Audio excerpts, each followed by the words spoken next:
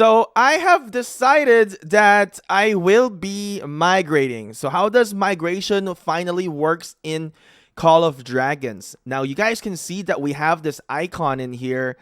We had a little bit of a notification like a day before indicating that we will be able to migrate. And the information in here you can see into the migration rule. Your city must be level 16 to migrate. And then when migration begins, you will have limited time window to migrate to another server in the same division. So that is very important. So I'm not just going to be able to migrate to like, server 40, server 50, server 100, server 90. It's not going to work that way. So it says here, same division as your own, allowing you to fight side by side with new friends when the next season starts. So as you guys remember, we went from season 1, from server 14, and we moved to SS1. Now, we've made some friends in here as well. We've joined different teams. There's also some dramas. Some of our 14 players didn't get along with the new team, and both of them didn't really get along. So things kind of broke apart within the season in here. But I've remained intact with the team that I joined in the very beginning. I try not to get involved in any politics. I don't hate nobody. I don't dislike anybody either, even my opponents. With the Frutas, I still, I think I have a good relationship with some of them. I even do duels with Banished.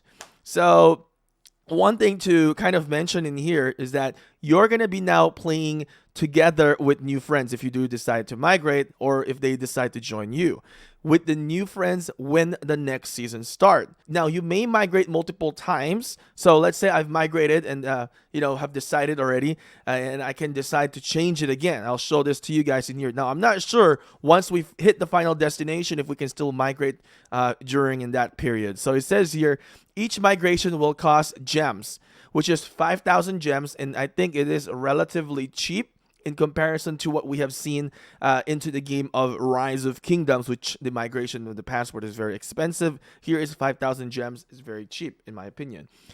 Once your migration is complete, the game will automatically restart. So we've seen this as well in our process that the game automatically just shuts down and restart, and then it kind of resets your profile for that.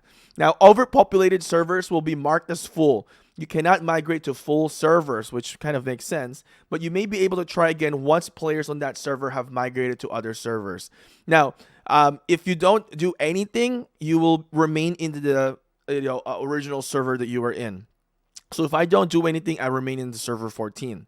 If you migrate multiple characters to the same server, you will only be able to log in and play as one of those characters at the same time. So basically what that means is that if you have two accounts, let's say you had an account from server 14, server 15, and then you want to play in server 14, you can only play that account in your respective Gmail that you bind the account with, only one per account. So what I would recommend if you're thinking about something like this, obtain another account or make another account and another Farlight account or something like that. So that is something that you guys can do.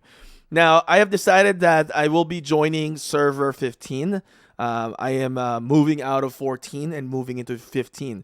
Now, one of the reasons why I chose this is because I've played with them here throughout the season. I like some of them. It's really hard because I like the people in 14 as well. They're very nice to me, very, very kind. But there are some players in my circle in here, some of the Filipinos that I'm playing with as well, they decided that they are going to go to the 15. So for me, I just kind of makes sense that I follow them as well. So as you can see, I have already migrated to 15, but if I ever want to go back in here, let's say I want to go back to 14, I can just click in here and select. And it's going to cost me 5,000 gems. Right now, what we can see, there's a lot of people have already moved into 16.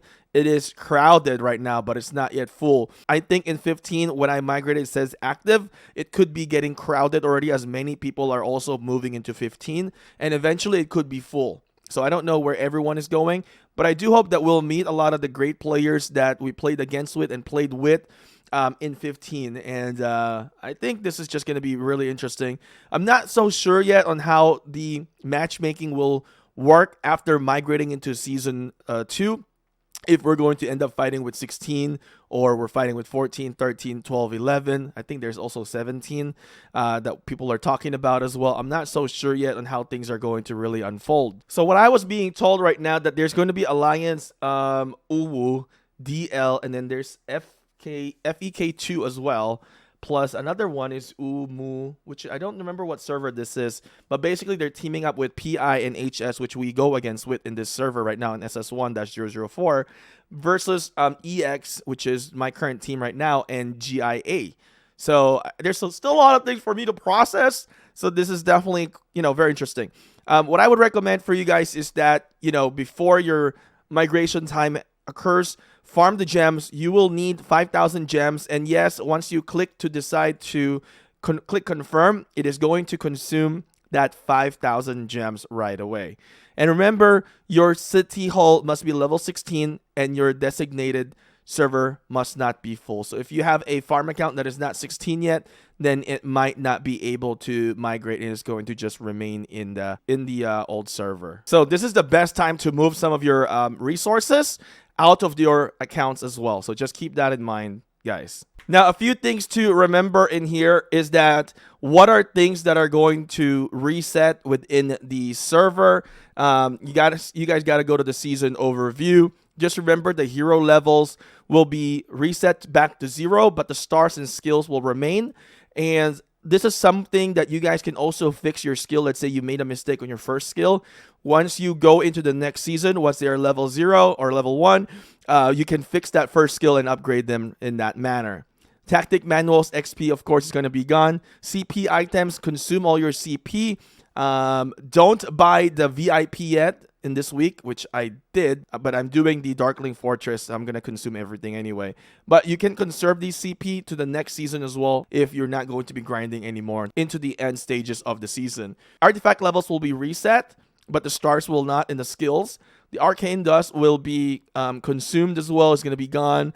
Policies will be, expired as well. Prestige as well. Merits will reset. Now, elixir as well will be reset as well, so you're not going to have any elixir. You're gonna have to accumulate that again, but the hospital production will stay the same. Dragon trails will be changed as well, so this is something that you need to grind again. Then the alliances in here, will be disbanded as well. So keep you guys in mind in here for the season rewards. You are going to be getting the season rewards if you have accumulated the Flame Dragon and Magma Demon. You're going to get the Anointed Crystal Store. And one important thing in here is that for you guys to gain the crystals in here, your merits needs to be high. Number of dead units, number of darklings and dark creatures defeated. I assume this is also involving the fortress.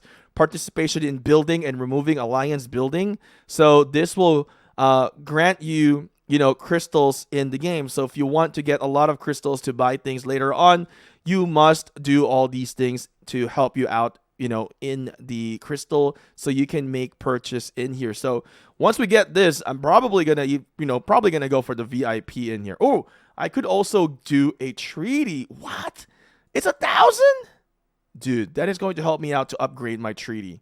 I might buy this. I didn't even realize there's treaty in here that you can buy. So if I get this, I'm probably most likely going to buy the treaty. Or either that, or, if I can buy both, I'll buy these two primarily. And then the next one will be the legendary hero token. The hero token, I can just, do the spin for this one anyway. But this is very interesting. You guys need to be familiar. So this is very interesting. You guys need to familiarize yourself into the rewards that you're going to be able to get.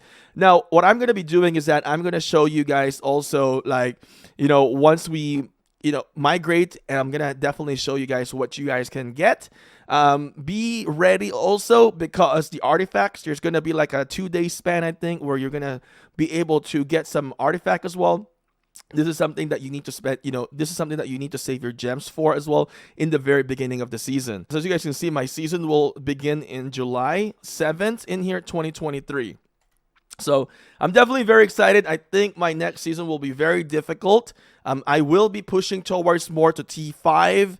So you guys will see me in the next season, most likely most likely I already have T5. And the heroes that I currently have in here, I think I'm very different than most T5 because I think I really focus on honing in and getting more heroes than pushing to T5 right away. I do have Bakshi maxed out. I do have Emery's maxed out. I will have Valine maxed out eventually. And I do have a lot of tokens in here to use as well. So I'm thinking either I will be investing into the new Marksman. I think one is Fragar, and I forgot who the other one is that came out. So I'm going to be working on these new heroes that will be in Season 2. So I'm very excited to play Season 2. With that being said, I hope you guys like this. I hope you guys find this video to be helpful, and I will see you guys again next time.